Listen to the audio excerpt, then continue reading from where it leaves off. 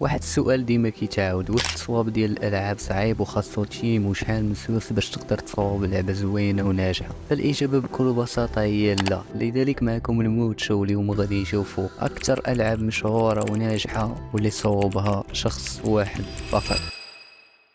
فأول لعبة عندنا هي ماينكرافت، اللعبة اللي حققت نجاح كبير من 2012 ليومنا هذا، واللي صوبها واحد الشخص سميتو ماركوس بيرسون اللي تزاد في السويد وكان مهموس بصناعة الألعاب. صوب أول لعبة ليه فاش كانت عنده 8 سنين. وانت شنو صوبتي فاش كانت عندك 8 سنين؟ ما عرفتش واش هادو كيتزادوا كبر من عمرهم ولا ما عرفتش. ويل ماركوس بدا في الديفلوبينغ ديال ماينكرافت عام 2009 مورا صوب واحد الشركة وسماها موجينغ ستوديو. صوب نسخة ديال التليفون بوكيت اديشن. تبداو كيدخلوا فلوس كبيره من هذه اللعبه. مورا جات الشركه ديال مايكروسوفت وشراتها من عنده ب2.2 مليار دولار، ومايكروسوفت زاد طوراتها حتى ولات واحده من احسن الالعاب في التاريخ.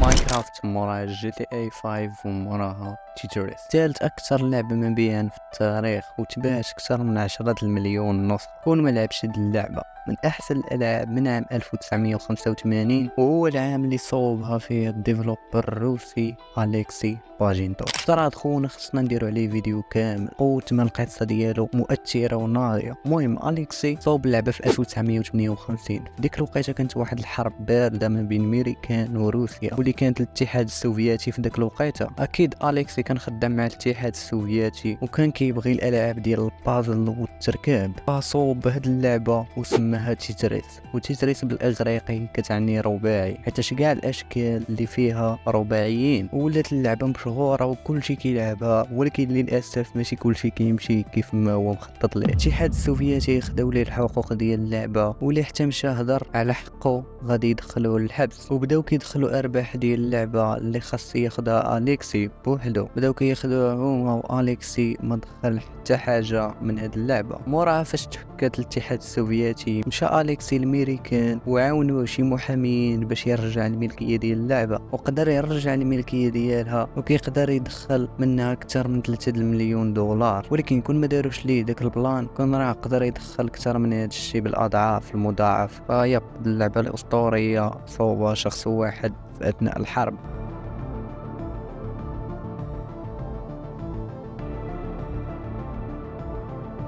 شوف لي هاد اللعبه كي دايره، شوف الجرافيك، شوف الجيم بلاي، شوف الرسومات واعره ياك. حتى من الالعاب صوبوها شركات كبار. فتخيل معي ان هاد اللعبه صوبها شخص واحد فقط. What the fuck؟ برايت ميموري، اللعبه ديال الشوتر والاكشن فيرست بيرسون وفيها قصه. صدرات عام 2019 واللي صوبها واحد الدري شينوي واللي سميتو المهم نعيطوا ليه ريزيل. المهم هذا ريزيلي كان كيقرا في الجامعه وكان خدام على اللعبه في اوقات الفراغ، يعني ماشي شي حاجه اساسيه في حياته. صوبها باحسن سوفتوير ديال الديفلوبينغ ديال الالعاب انريال انجين. واللي ما كنتيش عارف، هذا الانريال انجين صوبوا فيه العاب كبيره ومشهوره بحال فورتنايت وستريت فايت وشحال من لعبه اخرى. المهم وتقدر انت تصوب لعبه بهذا السوفتوير، خصك غير تتعلم ليه ويكون بيسي ديالك شويه ناضي، فهمتي؟ المهم هذا ريزيلي تعلم هذا السوفتوير مزيان وقدر يصوب لينا هاد اللعبه الاسطوريه بهذا الجرافيك المفرقع والقصه الناضيه،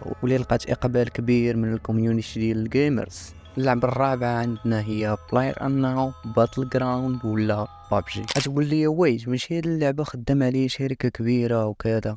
بصح هي راه خدام عليه شركه كبيره، ولكن اللي خصك تعرفوا ان هاد اللعبه اول ما صوبها هو واحد سميتو براندوم جرين، مطور العاب في 2016، وجراو عليه من الخدمه وطلق مراسو. او شيت صات طلق مراسو مو بلانش، وكان تبقى يعاود عليه ما عنده حتى ريال، وكان كيخفف على راسو بالالعاب. واكثر لعبه كان مدمن عليها هي ارما 2. كانت من احسن الالعاب في ديك الوقيته. ارما 2 لعبه حربيه واقعيه واللي كانت كتخلي اي واحد يدير مودات في داخل اللعبه. فبراندوم صوب واحد المود اللي غير مفهوم الالعاب الحربيه، واللي هو الباتل رويال، فين كينزلوا 100 واحد على واحد الجزيره، واللي كيبقى الاخر هو اللي كيربح. فهاد المود مشى فايرال وتشار بزاف، ولاو بزاف ديال البلايرز كيلعبوها. جات شركه كوريه سميتها كرافتون وكونتاكتات براندهم باش يجي لكوريا ويصاوبوا اللعبه ديال باتل رويال كامله. اكيد براندهم اكسبتا ومشاو بداو كيصاوبوا اللعبه ديال بابجي. فهي اللعبه خدام عليها شركه كبيره، ولكن اول ما بدا فيها شخص واحد، ودابا الثروه ديالها كتوصل 5 المليار مورا هاد اللعبه هادي. فحتى لهنا نكون وصلنا لنهايه هاد الفيديو. الا عجبك الفيديو ما تنساش تخلي معك واحد اللايك سبسكرايب